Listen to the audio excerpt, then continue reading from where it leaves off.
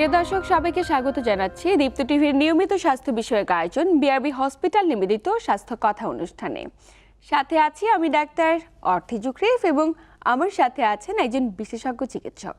দর্শক, আমাদের নিয়মিত আয়োজনের আজকের পর্বে আমরা আলোচনার বিষয়বস্তু নির্ধারণ করেছি গর্ভবতী মায়েদের স্বাস্থ্য সুরক্ষা নিয়ে, এবং এ বিষয়ে বিস্তারিত আলোচনায় স্টুডিওতে আমাদের সাথে উপস্থিত আছেন স্বনামধন্য বিশেষজ্ঞ চিকিৎসক ডাক্তার জান্নাত আরা বেগম, যিনি কনসালটেন্ট স্ত্রীরোগ এবং প্রসূতিবিদ্যা বিভাগ, বিআরবি হসপিটাল, ঢাকা। ম্যাম, স্বাগত আমাদের আজকের আয়োজনে।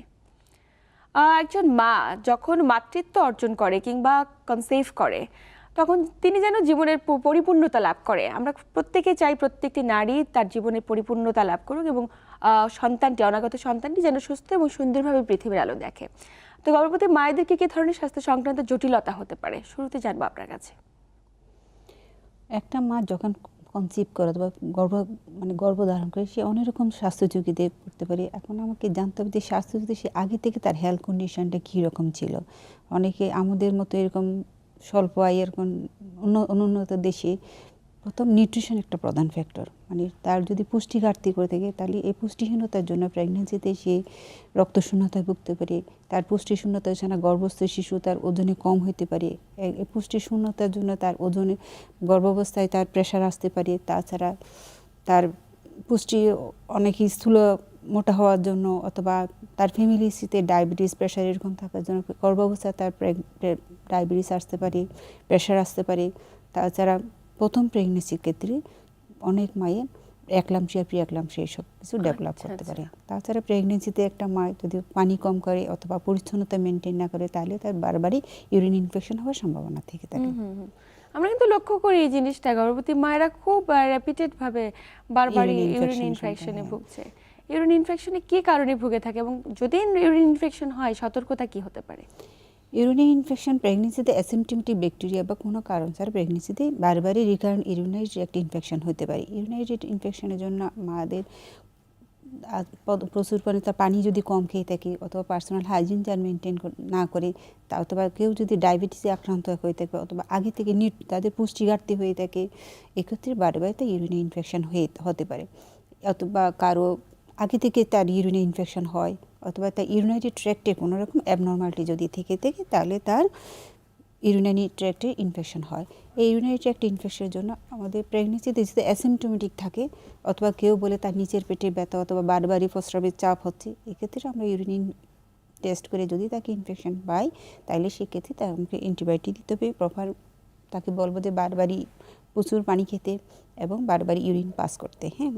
রিকারেন্ট ইউরিনারি ট্র্যাক্ট ইনফেকশন হলে মা যেমন ঝুঁকির মধ্যে থাকে এবং গর্ভস্থ শিশু ঝুঁকির মধ্যে থাকে, তাহলে এটা আপনি প্রপারলি ট্রিট করতে হবে এবং তাকে সে অনুযায়ী ব্যবস্থা নিতে হবে। নিশ্চয়ই, এবং নিয়মিত যদি সঠিক চিকিৎসকের পরামর্শ মেনে উনি মেডিসিন খান, তাহলে এটাকে তো নিয়ন্ত্রণ আনা সম্ভব। কারণ এটার কারণে একজন মা তো অনেক সাফার করেন। বাচ্চার গর্ভস্থ শিশু সেরকম, কারণ ডেলিভারির পরে মার ইউরিন ইনফেকশনের জন্য মার রক্ত হিমোগ্লোবিনের পরিমাণ বাড়ে না, কিডনিতে ইনফেকশন হতে পারে, সেই ইনফেকশন বাচ্চার মধ্যে যেতে পারে এবং গর্ভস্থ রিকারেন্ট ইউরিনারি ইনফেকশন হওয়ার জন্য বাচ্চা ডেলিভারির পর অনেক বাচ্চা আমরা দেখি যে বাচ্চা ইনফেক্টেড আক্রান্ত থাকে। মানে এটার সাথে বাচ্চারও ইনফেকশনের একটা সংখ্যা রয়েছে, তার মানে এটাকে নিয়ন্ত্রণ করাটা খুবই জরুরি। আরেকটি বিষয় জানতে চাই যে অ্যানিমিয়া আমাদের দেশের প্রেক্ষাপটে প্রত্যেকটি মায়ের প্রায় দেখা যায় কোনো না কোনো সময় তিনি অ্যানিমিয়া শিকার হচ্ছেন। কেন এত মা গর্ভাবস্থায় অ্যানিমিয়া শিকার, নাকি আগে থেকে তারা অ্যানিমিক ছিল? আমাদের দেশে রক্তশূন্যতার মেইন কারণ হচ্ছে আমরা টিনেজ প্রেগনেন্সি আমাদের প্রধান কারণ। আর আমাদের দেশে মেয়েরা প্রপার নিউট্রিশন নেয় না। প্রপার নিউট্রিশন প্রি প্রেগনেন্সি কন্ডিশনে তার হিমোগ্লোবিন লেভেলটা অনেক কম থাকে এবং টিনেজ প্রেগনেন্সি হওয়ার জন্য যেমন 21 বছরের আগে যদি কারো বিয়ে হয়ে থাকে, একটা মায়ের যার শারীরিক গঠন পূর্ণ হতে তার কমপক্ষে 21 বছর সময় লাগে। এই 21 বছর আগে যদি কেউ প্রেগনেন্সি হয়, তাহলে আগে থেকে সে রক্তশূন্য অবস্থায় যে প্রেগনেন্সি নিল, তার শারীরিক যে ঘাটতিটা ছিল সেটা পূরণ করার আগে সে কনসিভ করলো। তাহলে প্রেগনেন্সিতে এক অতিরিক্ত ডিমান্ড, বাচ্চা একটা কনসিভ করা প্রেগনেন্সি যখন তার শরীরের মধ্যে গ্রো করবে তখন তার অতিরিক্ত ডিমান্ডটা বেড়ে যাবে। আগে থেকে শূন্যতা এবং প্রেগনেন্সির ডিমান্ড দুইটা মিলিয়ে তার রক্তশূন্যতা অনেক বেশি হয় প্রেগনেন্সিতে। তো অ্যানিমিয়া রোধের জন্য বিশেষ কি কোনো মেডিসিন দিয়ে থাকেন গর্ভাবস্থায় মাকে? অ্যানিমিয়া রোধের জন্য আগে থেকে যদি কেউ প্রি প্রেগনেন্সি কাউন্সিলিং আসে, তাকে আমরা বলবো যে অপটিমাম একটা হেলথ লেভেল নিয়ে, মানে তার রক্তশূন্যতার কারেকশন করে সে যেন কনসিভ করে। আর কেউ যদি রক্তশূন্যতা অবস্থায় কনসিভ করে, তাহলে আমরা আর্লিতে ডিটেকশন করে আমরা সেই অনুযায়ী ব্যবস্থা নিব। আর যদি অ্যানিমিক হয়ে যায় হ্যাঁ, গর্ভাবস্থায়? গর্ভাবস্থায় আমরা তাকে সাপ্লিমেন্ট দিব, তার হিমোগ্লোবিন, তার রক্তের হিমোগ্লোবিন বারবার আমরা চেক করব, তার ফেরিটিন লেভেল মানে আয়রন প্রোফাইলটা করব। যদি রক্তশূন্যতা অনেকের হিমোগ্লোবিনে পেথিস বা হিমোগ্লোবিনের ডিফেক্টের জন্য জন্মগতভাবে তাদেরও সমস্যা হয়ে থাকে। যদি অনেক আমরা আয়রন প্রোফাইল তার ভালো থাকে, হিমোগ্লোবিন, তারপর বারবার আমার প্রপার সাপ্লিমেন্ট দেওয়ার পরও তার হিমোগ্লোবিন বাড়ছে না, তখন আমাকে দেখে নিতে হবে তার হিমোগ্লোবিনে কোনো ডিফেক্ট আছে কিনা, যেমন থ্যালাসেমিয়া বা হিমোগ্লোবিন ডিজিজে অ্যাবনর্মাল কোনো হিমোগ্লোবিন আছে কিনা সেটা আমরা ডিটেক্ট করবো তখন। মানে শরীরে হিমোগ্লোবিন রিলেটেড, রক্ত রিলেটেড কোনো ডিজিজ রয়েছে হ্যাঁ, কিনা, জেনেটিক সমস্যা আছে কিনা, সেক্ষেত্রে সন্তানটিও তো এফেক্টেড হতে পারে। যদি সেরকম যদি ইদানিং আমরা খুব হিমোগ্লোবিন মানে বিটা থ্যালাসেমিয়া ট্রেট অথবা হিমোগ্লোবিন ই ট্রেট অ্যাবনর্মাল হিমোগ্লোবিন খুব কমন পাচ্ছি, যেটা আমাদের দেশে আমরা জেনেটিক কাউন্সিলিং করে অথবা প্রি প্রেগনেন্সি কাউন্সিলিং করে আমরা, যেহেতু আমাদের দেশে বিয়ে শাদী হয় না, সেখানে আমরা প্রচুর হিমোগ্লোবিন রিলেটেড ডিজিজগুলো খুব কমন পাই। যদি কারো এরকম ই ট্রেট অথবা তাহলে মানে থ্যালাসেমিয়া ট্রেট আমরা কেরিয়ার জাতীয় কারো পাই, তাহলে আমরা হাজব্যান্ডকেও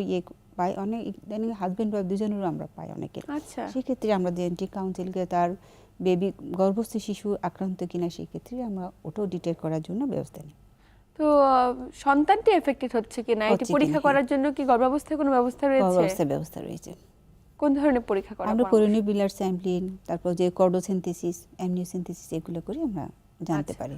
মানে আল্ট্রাসোনোগ্রামের মাধ্যমে তো বোঝার কোনো উপায় নেই। যেহেতু ব্লাড রিলেটেড ডিজিজ, আমরা অবশ্যই তাকে ইনভেসিভ প্রসিডিওর মাধ্যমে তারা আমরা এগুলো জানতে হবে। তো এই পরীক্ষাগুলো কি সারা দেশের সব জায়গায় অ্যাভেলেবল নাকি শুধু বিআরবি হসপিটালে আমরা করতে বিআরবি পারি? হসপিটালে আছে, তাছাড়া আরো কিছু সেন্টারে, সব জায়গায় অ্যাভেলেবল না। তো ওই সমস্ত মাদেরকে সুনির্দিষ্টকরণের আমরা জন্য কারণ যে হিমোগ্লোবিন কোনো ডিজিজ থাকলে তখন আমরা বাপ মা দুজনের, মা একজনের যদি পেতে বাপ মা দুজনকে দেখি, দুজনের যদি থেকে আমরা কাউন্সেলিং করি, ডেলিভারি পরে গর্ভস্থ শিশু আক্রান্ত কিনা সেটা আমরা দেখি এভাবে।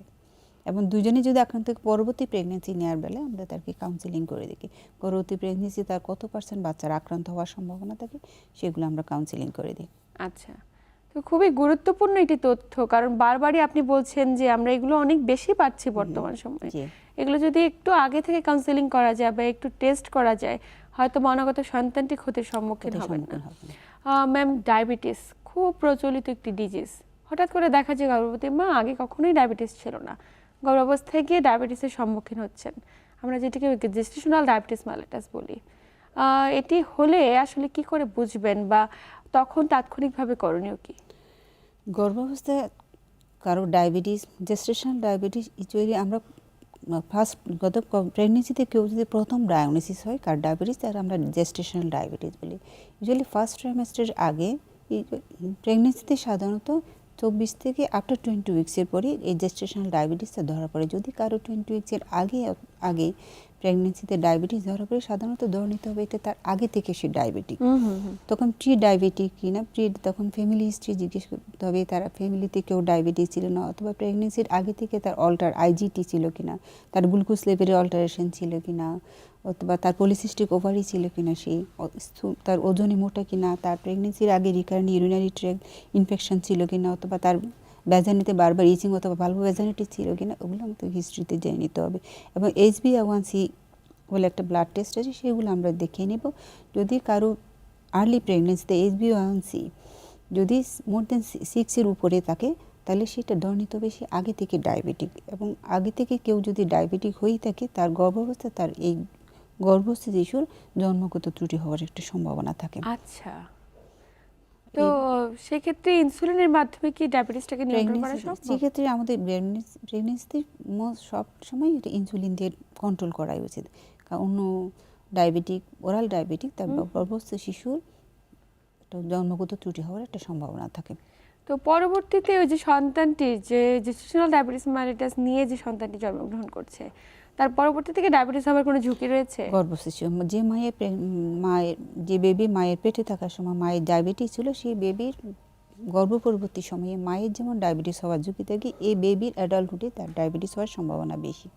আচ্ছা, তো সেক্ষেত্রে বাচ্চাটার যেন পরবর্তীতে ডায়াবেটিস না হয়, আগে থেকে কি সতর্ক হওয়ার কোনো উপায় রয়েছে? তাকে স্ক্রিনিং করতে হবে, বারবারই তার হেলদি লাইফস্টাইল তাকে লিড করতে হবে, বাচ্চাকে খেলাধুলা করাতে হবে, ওজন যেন না বাড়ে, এবং বারবারই তাকে স্ক্রিনিং করতে হবে তার ডায়াবেটিস আসছে কিনা, ব্লাড সুগার লেভেলে কোনো অল্টারেশন হচ্ছে কিনা, এটা দেখে নিতে হবে। এবং সেক্ষেত্রে খাদ্যাভ্যাসের কি কোনো বিশেষ রুলস তাকে রয়েছে? ফিজিক্যালি অ্যাক্টিভিটিস ব্যায়াম করাতে হবে, খাওয়া দাওয়া তাকে মানে যে ওজন যেন গর্ভবতী না বাড়ে। মাটির যিনি ডায়াবেটিস রোগে হঠাৎ করে আক্রান্ত হলেন, জি, পুরো প্রেগন্যান্সি পিরিয়ডে তো তার খাদ্যাভ্যাসে একটি সুনির্দিষ্ট খাদ্যাভ্যাস নিয়ম মেনে অবশ্যই চলা তাকে লো কার্বোহাইড্রেট খাবার খেতে হবে, কার্বোহাইড্রেট নিয়ন্ত্রণ করে খাবার খেতে হবে, তাকে রেগুলার একটি ফিজিক্যাল অ্যাক্টিভিটিস লাগবে, এবং ব্লাড সুগার তাকে বাসায় মনিটর করতে হবে। আচ্ছা, এবং এই ব্লাড সুগার তাকে কন্ট্রোল আছে কিনা সেটা আমরা, গর্ভস্থিশু মায়ের যদি ব্লাড সুগার লেভেল কন্ট্রোল না থাকে তাহলে মার রিকারেন্ট ইউরিনারি ইনফেকশন হতে পারে, ভালোভাবে ভ্যাজানাল ইনফেকশন হয়, মায়ের পেটে অতিরিক্ত পানি চলে আসে, বাচ্চার ওজন বেশি বৃদ্ধি পায়, এইসব হচ্ছে কিনা আমরা মনিটর করব। এবং মনিটর করবো যদি প্রপারলি মার যদি ডায়াবেটিস কন্ট্রোল থাকে, তাকে আমরা একটা সময় পর ডেলিভারি পরে আমরা তাকে মা বাচ্চা দুইটাকে মনিটর করতে হবে। আচ্ছা, মায়ের এই যে মায়ের জেস্টেশনাল ডায়াবেটিস হলে পরবর্তী 5 to 15 ইয়ার্সের মধ্যে, 5 থেকে 15 বছরের মধ্যে সেই মায়ের 80% ক্ষেত্রে ডায়াবেটিস আসার সম্ভাবনা থাকে। আচ্ছা। তাকে তার সেই লাইফস্টাইল থেকে অবশ্যই কন্ট্রোল রাখতে হবে, যেন ওজনে না বাড়ে, লাইফস্টাইলটা মানে খাদ্যাভ্যাসটা যেন সেরকম থাকে, তাকে মনিটর করে রাখতে হবে। নিশ্চয়ই। তো পরবর্তীতে ডায়াবেটিস তো আর থাকছে না, মানে না, আমরা আবার গর্ভবতী 6 উইকস পরে আমরা আবার দেখে নিব তার সেই মায়ের ডায়াবেটিস রয়ে গেল কিনা। আচ্ছা, 6 উইকস পরে যদি সে নর্মাল থাকে তাহলে আমরা বলবো যে এখন তার আপাতত ডায়াবেটিস নেই, পরবর্তী সে ফলো আপের মধ্যে থাকবে যেন ডায়াবেটিসটা ফেরত না আসে। নিশ্চয়ই খুবই গুরুত্বপূর্ণ তথ্য, ফলো আপে থাকাটা খুবই জরুরি, এবং ডায়াবেটিসকে নিয়ন্ত্রণ করার জন্য অবশ্যই লাইফস্টাইল মডিফিকেশনের বিকল্প হ্যাঁ, এটার কোনো বিকল্প নাই। আহ, আমরা থাইরয়েড নিয়ে একটু জানতে চাই, যে গর্ভবতী মায়েদের যদি আগে থেকে কোনো থাইরয়েডের জনিত জটিলতা থাকে, সেক্ষেত্রে গর্ভাবস্থা কি এটা ক্ষতির কারণ হতে পারে? অবশ্যই ক্ষতিগ্রহণ করে কোনো মায়ের যদি আগে থেকে থাইরয়েড লাগে এবং থাইরয়েড লেভেলটা কন্ট্রোলে না থাকে, অনেকে জানে না প্রেগনেন্সির শুরুতে আমরা প্রথম 3 মাসে তার থাইরয়েড স্ক্রিনিং করতে দিই। থাইরয়েড টেস্ট যদি কারো বেশি থাকে, থাইরয়েড হাইপো হতে পারে, হাইপারথাইরয়েডিজম হতে পারে, আনকন্ট্রোল এই থাইরয়েড প্রবলেমের জন্য গর্ভস্থ শিশুর অ্যাবর্শন হতে পারে। এবং কেউ যদি থাইরয়েড রোগে ভুগে থাকে এবং এটা কন্ট্রোলে নাই, সে কিন্তু কনসিভ করে না। এবং অনিয়ম কনসিভ করাটা প্রথম দিকে এই যে ইনফার্টিলিটি একটা বড় কজ কিন্তু থাইরয়েড বন্ধ্যাত্বের অন্যতম একটি কারণ। থাইরয়েডকে নিয়ন্ত্রণ করতে পারছেন এবং দীর্ঘদিন ধরে সে মা কনসিভ করতে পারছে না। হ্যাঁ, তারপর অনিয়ন্ত্রিত এই যে থাইরয়েড ফাংশন অ্যাবনর্মাল থাকার জন্য মায়ের প্রথম 3 মাসে তার অ্যাবর্শনের ঝুঁকি থাকে, পরবর্তীতে মায়ের রক্তশূন্যতা, প্রেশার আসা, প্লাসেন্টা ছুটে যাওয়া, এই যে অ্যাব্রাপশিয়া প্লাসেন্টা বলি, এবং মায়ের অ্যাক্লামশিয়া ঝুঁকি থাকা, এগুলো উচ্চ রক্তচাপ, এক্লামশিয়া, এগুলো মানে একটির সাথে আরেকটির সম্পৃক্ততা থাকে। এবং যাদের হাইপোথাইরয়েডিজম থাকে, যেটা একটু ইমিউনোলজিক্যাল ডিজিজ, তাদের ডায়াবেটিস ডেভেলপ করার একটা চান্স থাকে। এই গর্ভাবস্থায় একজন মায়ের থাইরয়েড নিয়ন্ত্রণে আমাদের কোন ধরনের সতর্কতা গ্রহণ করা জরুরি? কারো যদি হাইপোথাইরয়েডিজম হয়ে থাকে, তো থাইরয়েড এটা প্রথমে আমরা নির্ণয় করবো। হাইপোথাইরয়েডিজম হলে তার 2টা ব্লাড টেস্ট করে আমরা টিএসএস লেভেল, টিএসএস এবং T4 লেভেল। কারো হাইপোথাইরয়েডিজম হতে গিয়ে টিএসএস লেভেলটা বাড়বে এবং T4 লেভেলটা কমতে থাকবে, তখন আমরা তাকে বলি হাইপোথাইরয়েডিজম। এই হাইপোথাইরয়েডিজমের বেলা আমরা থাইরয়েড, মানে যেহেতু হাইপোথাইরয়েডিজম তার থাইরয়েড হরমোনের ঘাটতি আছে, তখন আমরা থাইরক্সিন হরমোনটা তাকে আমরা রিপ্লেস করে থাকি। আচ্ছা, ঠিক আছে। আর যারা হাইপারথাইরয়েডিজম, তার থাইরয়েডের অ্যাক্টিভিটিটা তার বেশি, সেক্ষেত্রে তার টিএসএস লেভেলটা কম থাকে এবং T4 লেভেলটা তার বেশি থাকবে। অ্যাক্টিভিটিস যদি বেশি, তাহলে আমরা তাকে অ্যান্টিথাইরয়েড ড্রাগ দিয়ে অ্যাক্টিভিটিসটাকে কমিয়ে রাখতে হবে। এটাই। তো এটাই যদি সে সম্পূর্ণ করে পুরো প্রেগন্যান্সি পিরিয়ডে, এবং তাকে এভরি 3 মান্থ, প্রথম যদি ডায়াগনোসিস তার প্রেগনেন্সিতে হয়ে থাকে, তাহলে আমরা প্রথম তাকে ড্রাগ দেওয়ার 4 to 6 উইকস পরে আবার তাকে আবার ব্লাড সুগারটা, তাকে থাইরয়েড লেভেলটা দেখব। যদি এরপরে যদি কন্ট্রোলে থাকে, তাকে আমরা এভরি 3 মান্থ ইন্টারভ্যালকে আমরা থাইরয়েড হরমোনটা টেস্ট করতে হবে, যেটা কন্ট্রোলে আছে কিনা। আচ্ছা, যদি কন্ট্রোলে থাকে তাহলে একইভাবে কন্টিনিউ করবে, আর যদি না থাকে সেক্ষেত্রে তাকে আবার ড্রাগ 4 to 6 উইক মনিটর করে তার ডোজটা অ্যাডজাস্ট করতে হবে। আচ্ছা, তার মানে তাকে থাইরয়েড ড্রাগ দিয়ে তাকে কন্ট্রোল করতে হবে। এবং এটি কন্ট্রোলে রাখাটা খুব জরুরি, জরুরি। তা না হলে বাচ্চা অ্যাবর্শন হয়ে যাওয়ার শঙ্কা রয়েছে। অ্যাবর্শন, ব্লাড প্রেশার বাড়া সবকিছু সমস্যা হবে। এই যে ব্লাড প্রেশার বেড়ে যাওয়ার একটি শঙ্কা এবং ব্লাড প্রেশারে আসতে চাই, কোনো মা দীর্ঘদিন ধরে অনিয়ন্ত্রিত হাইপারটেনশনে ভুগছেন এবং তার প্রেগন্যান্সির পর থেকে ব্লাড প্রেশারটি অনেক বেশি এবং প্রতিনিয়ত সেটি বাড়ছে, এমন যদি কোনো মা থেকে থাকে তাহলে তাদের উদ্দেশ্যে জটিলতা কি হতে পারে? সেটা মানে সে আগে থেকে হাইপারটেনসিভ, মানে প্রি প্রেগনেন্টলি হাইপারটেনসিভ, ক্রনিক হাইপারটেনশনের পেশেন্ট। ক্রনিক হাইপারটেনশনের পেশেন্ট যদি হয়ে থাকে তাকে প্রথমে আমরা বলবো যে সে কনসিভ করার আগে থেকে তাকে যে আগে যে ওরাল যে অ্যান্টি হাইপারটেনসিভ ড্রাগটা নিচ্ছিল, সব অ্যান্টি হাইপারটেনসিভ ড্রাগ তার প্রেগনেন্সির জন্য সুইটেবল না। আচ্ছা, তাহলে সেই ড্রাগটাকে তাকে ডক্টরের পরামর্শ অনুযায়ী পরিবর্তন তাকে করা ড্রাগটাকে অ্যান্টিহাইপারটেনসিভ ড্রাগটা প্রেগনেন্সির জন্য সুইটেবল ড্রাগে তাকে কনভার্ট করতে হবে। সে প্রেগনেন্সির জন্য যে সুইটেবল ড্রাগ দেবে, তারপর সে প্রেগনেন্সিতে আমরা প্রেশারটাকে প্রপারলি মনিটর করতে হবে, প্রেশার যেন তার না বাড়ে। তাকে অ্যান্টিহাইপারটেনসিভ ড্রাগ নিবে এবং আফটার 20 উইক্সের পরে গিয়ে সেই প্রেগনেন্সিটা আমরা সুপার ইম্পোজ প্রিয়াক্লাম্পসিয়া হওয়ার একটা সম্ভাবনা থাকবে। সে আগে থেকে হাইপারটেনসিভ, এটা প্রেগনেন্সি সুপার ইম্পোজ যেটা একলাম্পসিয়া হওয়ার একটা চান্স থাকে। তাহলে সেই ক্ষেত্রে আমরা তাকে মনিটর করব প্রেগনেন্সি তাকে প্রিয়াক্লাম্পসির দিকে টার্ন করছে কিনা। তাহলে ব্লাড প্রেশারটা মনিটর করার পরে সে যদি অপটিমাম চারে প্রেশারটা তার কন্ট্রোলে থাকে, তো এই অ্যান্টিহাইপারটেনসিভ ড্রাগ নিয়ে সে ডেলিভারির আগ পর্যন্ত যাবে। ইউজুয়ালি প্রিয়াক্লাম্পসিয়া থেকে ক্রনিক হাইপারটেনশনের পেশেন্টটা ভালো থাকে। আগে প্রি প্রেগনেন্টে যে হাইপারটেনশন লেভেলে থাকে আমরা তাকে প্রেশারটাকে ওই লেভেল পর্যন্ত কারেকশন করে রেখে দেব। তো এই যে বলছেন আপনি প্রি-এক্লাম্পসিয়া সম্পর্কে তো আমরা অনেকে জানি না, একটু জানতে চাই প্রি-এক্লাম্পসিয়া আসলে কি ধরনের জটিলতা? প্রেগনেন্সিতে যদি যাই আগে থেকে কোনো পেশেন্ট আগে থেকে হাইপারটেনসিভ না, প্রেগনেন্সি আফটার 20 উইক্সে কারো যদি ব্লাড প্রেশার 140/90 অথবা মোর দেন 140/90 হয়, তাহলে তাকে আমরা এখন সাথে তার গায়ে পায়ে পানি আসতে পারি, মাথা ব্যথা থাকতে পারি, ইউরিন দিয়ে তার প্রোটিন যাচ্ছে, তাহলে সেক্ষেত্রে বলি আমরা তাকে প্রি-এক্লাম্পসিয়া। এবং এই প্রি-এক্লাম্পসিয়া যদি কোনো একটা সময় তার যদি খিঁচুনি আসে, উচ্চ রক্তচাপ প্রেশার বাড়ার জন্য, তখন বলে এক্লাম্পসিয়া। আচ্ছা, তার মানে প্রি-এক্লাম্পসিয়াকে যদি আমরা প্রেশারটাকে যদি প্রি-এক্লাম্পসিয়া হওয়ার পরেও নিয়ন্ত্রণ করতে না পারি, তখন এক্লাম্পসিয়া আসে। তখন এক্লাম্পসিয়া। যে উপসর্গগুলোর কথা বললেন প্রি-এক্লাম্পসিয়ার ক্ষেত্রে, সেই উপসর্গগুলো যদি উপস্থিত থাকে তাৎক্ষণিকভাবে তো চিকিৎসকের কাছে যাওয়া জরুরি। অবশ্যই। আপনারা কি প্রি-এক্লাম্পসিয়ার পেশেন্টকে কোনো স্পেসিফিক কোনো ট্রিটমেন্ট দিয়ে থাকেন যেটিকে প্রি-এক্লাম্পসিয়ার পেশেন্ট আমাদের প্রথম কাজ হচ্ছে প্রেশারটাকে তাকে মনিটর করা। যদি কারো উচ্চ রক্তচাপ, তার মাথা সিভিয়ার হেডেক হচ্ছে, ইপিগ্যাস্ট্রিক মানে তার বুকের এখানে ব্যথা হচ্ছে, তারপরে লিভার এরিয়ায় পেইন হচ্ছে, ইউরিনের পরিমাণ কমে যাচ্ছে, ইউরিন দিয়ে তার প্রোটিন যাচ্ছে, হ্যাঁ, তার চোখে ঝাপসা দেখতেছে, ব্লাডিং অফ ভীষণ এরকম যদি থাকে, তাহলে সেক্ষেত্রে তাকে বুঝতে হবে সে প্রি-এক্লাম্পসিয়া। তখন তাকে যদি কারো রক্তচাপ, তার প্রোটিন ইউরিনে 2+3+ প্রোটিন যাচ্ছে, তখন তাকে যদি এরকম সিমটম থাকে, অ্যান্টিহাইপারটেনসিভ ড্রাগ দেওয়ার পরেও তার এই সিমটম রয়ে যাচ্ছে, তখন তাকে আমরা নেলিফ্যাম মানে ম্যাগনেসিয়াম সালফার দিয়ে তাকে কনভালশন প্রিভেনশন করার জন্য মেডিসিন দিয়ে থাকি। কারণ প্রি-এক্লাম্পসিয়া একটা কমপ্লিকেশন হচ্ছে এক্লাম্পসিয়া, যার খিঁচুনি চলে আসে।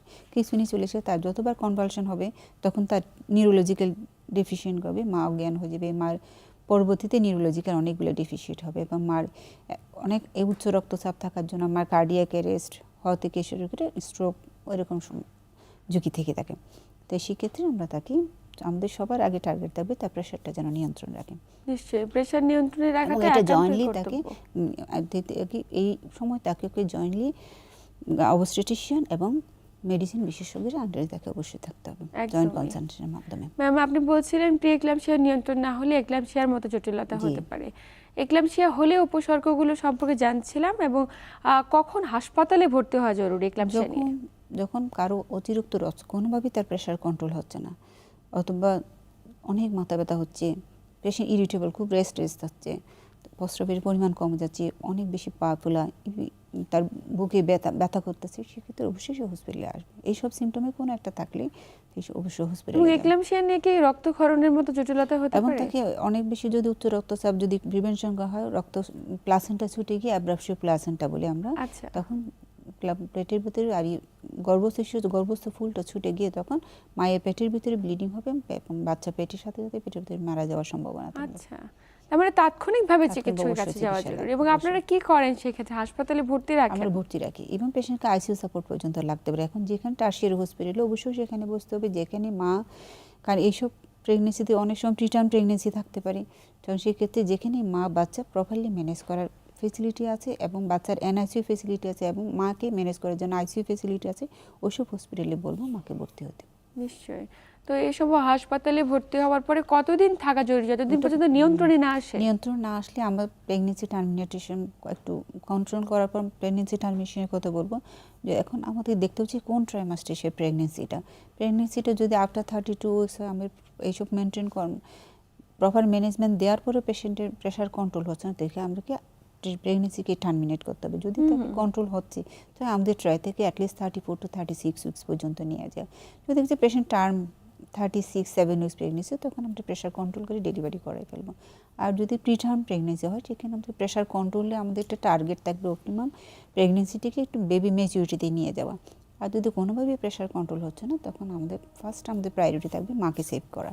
তখন প্রেগনেন্সিটি প্রেশারটিকে কোনো মতে মানে ইনস্ট্যান্ট আইভি অ্যান্টিহাইপারটেনসিভ ড্রাগ দিয়ে প্রেশার কমিয়ে আমাকে প্রেগনেন্সি টার্মিনেট করলে প্রেশার কন্ট্রোল হয়ে যাবে। যেহেতু এটা প্রেগনেন্সি ইনডিউসড, প্রেগনেন্সির জন্য তার প্রেশার বাড়ছে, সেই ক্ষেত্রে আমাকে ডেলিভারি করানোর পরে মা বাচ্চাকে নিবিড় পর্যবেক্ষণে রাখতে হবে। নিশ্চয়। অনেক ক্ষেত্রে আমরা কিন্তু লক্ষ্য করি যে প্রিটার্ম বার্থ হয়ে যাচ্ছে, একটি সন্তানের যতদিন বা যত সময় মাতৃ গর্ভে থাকা প্রয়োজন তার আগে বাচ্চাটি ডেলিভারি হয়ে যাচ্ছে। কি কি কারণে হতে পারে এগুলো? প্রিটার্ম ডেলিভারি অনেক সময়, এই যে প্রিটার্ম ডেলিভারি আমরা কখন বলবো, আমরা ভেরি আর্লি না আর্লি, হ্যাঁ লেট। এখন ভেরি আর্লিতে যদি কারো 28 উইকসের আগে লেবার পেনে প্রিটার্ম লেবারে চলে যায়, সেক্ষেত্রে কারো যদি সার্ভাইকেল, এই ক্ষেত্রে বেশিরভাগ ক্ষেত্রে হয় জরায়ুর মুখে কোনো দুর্বলতা থেকে তো এটা আমরা সার্ভাইকেল ইনকম্পিটেন্স বলি। কারো যদি রিকারেন্ট ইউরিনারি ট্র্যাক্ট ইনফেকশন হয়, অথবা জরায়ুর মধ্যে কারো যদি ফাইব্রয়েড অথবা কোনো টিউমার থেকে সেক্ষেত্রে ওদের আর্লি লেবারে প্রিটার্ম লেবারে চলে যায়। আর যেটা ভেরি আর্লি অথবা আর্লিতে যেটা হচ্ছে, যেটা 28 সপ্তাহ থেকে আমরা 34 সপ্তাহের মধ্যে যেতে বলি। 28 থেকে 34 সপ্তাহের যে প্রেগনেন্সিগুলোতে ওই ইউরিনারি ট্র্যাক্ট ইনফেকশন হতে পারে, ডায়াবেটিসের, পলিহাইড্রোমিনাস, অনেক বেশি পানি থাকলে সে লেবারে চলে যেতে পারে। ইউরিনারি ট্র্যাক্ট ইনফেকশন একটা কজ, সার্ভাইকাল ইনকম্পিটেন্স একটা কজ হতে পারে। তো যে কোনো কারণে সে আর্লি লেবারে চলে গেল, তখন তার একটা ম্যানেজমেন্ট। আর 34 উইকসের পরে যদি ডেলিভারি, তো আমরা ডেলিভারিটাকে হোল্ড করার চেষ্টা করবো। আমরা তাকে স্টেরয়েড ডোজটা দিয়ে ডেলিভারি করার জন্য বলবো। এবং ভেরি আর্লি প্রেগনেন্সি, এই যে 28 to 34 উইকসের প্রেগনেন্সি, আমরা ট্রাই করবো তাকে ডেলিভারিটি কোনো টার্ম ডেলিভারিটাকে হোল্ড করার জন্য। কথাটা কোনো মতে আমরা যদি অ্যাটলাস্ট তাকে স্টেরয়েড ডোজ দিব, কোনো মতে প্রেগনেন্সি যদি অ্যাটলিস্ট তাকে 34 উইকস পর্যন্ত নিয়ে যেতে পারে, সেই বাচ্চাটা এনআইসিউতে বেশি দিন, দীর্ঘদিন তাকে ভর্তি হওয়ার সম্ভাবনা থাকে এবং বাচ্চার সার্ভাইবিলিটি ভালো থাকবে।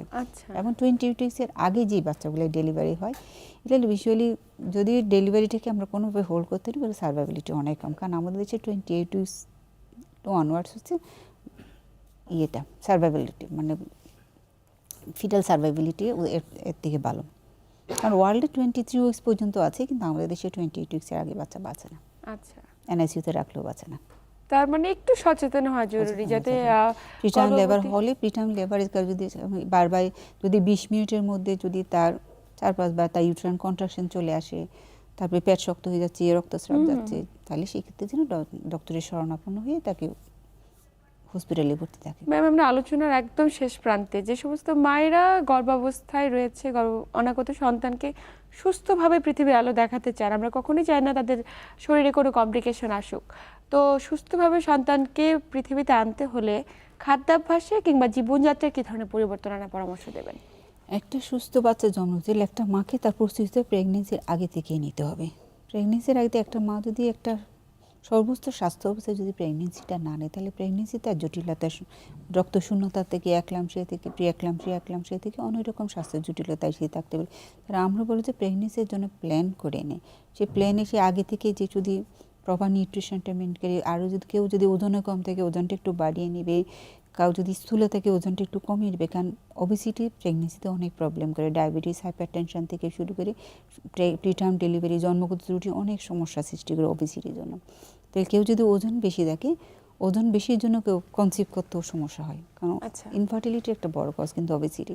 তাহলে কেউ যদি ওজন বেশি থাকে তাকে বলবো ওজনটা একটু কমিয়ে প্রেগনেন্সি নিতে। কেউ ডায়াবেটিস প্রেশার থাকলে অপটিমাম একটা কন্ট্রোল কন্ডিশনে যেন সেই জন্য প্রেগনেন্সি নেয়। প্রেগনেন্সি হওয়ার পরে কার যদি আগে থেকে যে প্রি লেভেলে যদি আগে থেকে প্রি প্রেগনেন্সি যদি কোনো মেডিকেল ডিজিজ থাকে সেই জন্য প্রপার কন্ট্রোল অবস্থা থাকে, জয়েন্ট কনসালটেশনে মেডিসিন যদি মেডিকেল প্রবলেম থাকে সেই মেডিকেল সেই প্রবলেম কনসালটেশন এবং জয়েন্টলি মেডিকেল এবং অবস্ট্রিটিশিয়ানের কনসালটেশনের জন্য সে থাকে এবং প্রেগনেন্সির রেগুলার ইন্টেন্টাল ফলো আপের জন্য সে থেকে জানি অপটিমাম হেলথ কন্ডিশনের জন্য একটা সুস্থ বাচ্চা জন্ম দিতে পারে। ম্যাম আপনাকে আন্তরিক ধন্যবাদ। আমরা আলোচনার একদম শেষ প্রান্তে গুরুত্বপূর্ণ তথ্য এবং পরামর্শের মাধ্যমে দর্শকদের উপকৃত করবার জন্য আবারও ধন্যবাদ জানাচ্ছি। ধন্যবাদ দর্শক, এই ছিল আমাদের আজকের আয়োজন। এতক্ষণ সাথে থেকে আমাদের আয়োজন দেখার জন্য সবাইকে আন্তরিক ধন্যবাদ। দেখা হবে আগামী সপ্তাহে ঠিক একই সময়ে নতুন কোন আলোচনায়। ততক্ষণ পর্যন্ত সবাই ভালো থাকুন, সুস্থ থাকুন এবং দীপ্ত টিভির সাথেই থাকুন।